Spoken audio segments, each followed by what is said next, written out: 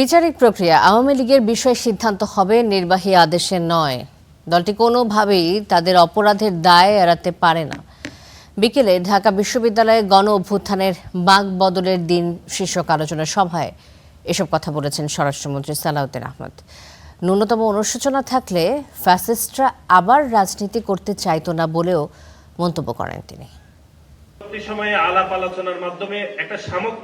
ঢাকা বিশ্ববিদ্যালয়ের টিএসসি অডিটোরিয়ামে জাতীয়তাবাদী ছাত্রদল গণ অভ্যুত্থানের বাকবদলের দিন শীর্ষক আলোচনা সভার আয়োজন করে। সভায় জুলাই অভ্যুত্থানের অংশগ্রহণকারী ১৫টি ছাত্র সংগঠনের নেতাকর্মীরা অভ্যুত্থানের আগের এবং পরের বিভিন্ন বিষয় তুলে ধরেন।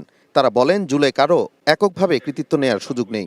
যারা তাদের ফ্যাসিবাদকে দীর্ঘায়িত করেছিলেন, নানান রকম সাহায্য সহযোগিতা করে তাদের মাধ্যমে বাংলাদেশে আরেকটি অস্থিতিশীল পরিবেশ এবং পরিস্থিতি তৈরি করতে চায়। আর আজকে যদি ছাত্র নিষিদ্ধ হতো তাহলে আমি কাদের এখানে আন্দোলন করতে পারতাম না। হাসিনা হটানোর যে আন্দোলন সেটা এত দূর পর্যন্ত গড়াইতো না।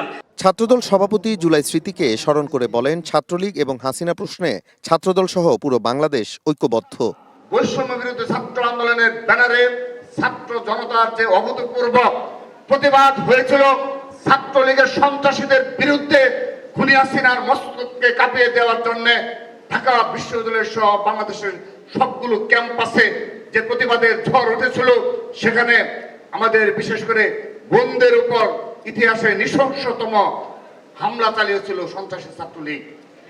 অনুষ্ঠানে যোগ দিয়ে স্বরাষ্ট্রমন্ত্রী বলেন, ফ্যাসিবাদের দোসররা পৃথিবীর যে দেশেই থাকুক তাদের ফিরিয়ে এনে আইনের আওতায় আনতে কাজ করছে সরকার। এছাড়া ভবিষ্যতে কোনো সরকার যেন ফ্যাসিবাদী হয়ে উঠতে না পারে সেজন্য জুলাই চেতনাকে ধারণ করার কথাও বলেন তিনি। আজকে ফ্যাসিবাদী স্বৈরাচারী হাসিনা একটি দেশে, তার অবশ্য নিজ দেশে যে আশ্রয় গ্রহণ করেছে, সে বলছে বাংলাদেশে প্রত্যাবর্তন করবে। আমরা তো তার প্রত্যাবর্তন চেয়েছি আইনানুগভাবে, এক্সট্রাডিশন চুক্তি অনুসারে। ইন্টারিম গভর্নমেন্টের সময় পত্র দেওয়া হয়েছে, আমরা তাগাদা পত্র দিয়েছি। আমরা চাই তাকে দেশে ফিরিয়ে এনে তার রায় কার্যকর করা হবে। তাছাড়া দেশের সব ঐতিহাসিক আন্দোলনে শিক্ষার্থীদের গুরুত্বপূর্ণ ভূমিকার কথা উল্লেখ করে তিনি বলেন, এদেশের ছাত্র সংগঠনকে কলঙ্কিত হতে দেওয়া হবে না। একই সঙ্গে জুলাইয়ের চেতনাকে রাজনৈতিক স্বার্থে ব্যবহার না করার আহ্বানও জানান স্বরাষ্ট্রমন্ত্রী। আপিল করার কোনো অধিকার থাকে, সেটা আইন আদালত দেখবে। Nazmul Hasan, star news, Dhaka.